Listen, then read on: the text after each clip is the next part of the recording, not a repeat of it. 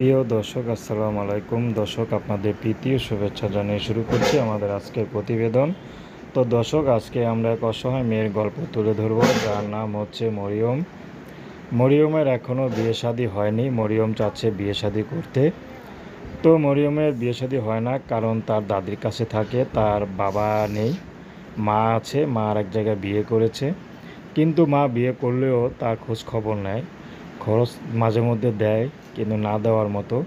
কিন্তু বর্তমানে দাদির কাছেই থাকে। তো মরিয়ম বেশি পড়াশোনা করেনি, 5 পর্যন্ত পড়াশোনা করেছে। তো মরিয়ম চাচ্ছে এখন বিয়ে শাদী করতে। তো বিয়ে শাদী করলে হয়তো মা টুকটাক কিছু খরচ দিয়ে তাকে বিয়ে শাদী দিতে পারবে।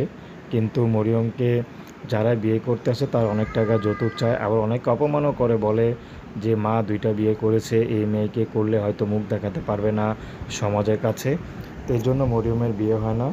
তো মরিয়ম চাচ্ছে যদি ভালো একটা মানুষ পেয়ে যায়, যে তার সব দুঃখ কষ্টকে ভুলে তাকে কাছে টেনে নেবে, তেমন একটা মানুষ যদি পায়, সে বিবাহিত হোক সমস্যা নেই, তাকে বিয়ে শাদী করবে। তো দর্শক, এই ছিল মরিয়মের জীবনের সংক্ষিপ্ত জীবন কাহিনী।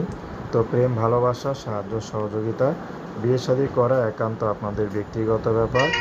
তো আসুন আমরা 5 ওয়াক্ত নামাজ পড়ি, সর্বদাই দেশের সেবা করি। আসসালামু আলাইকুম আ রহমতুল্লাহি আ বারাকাতুহু।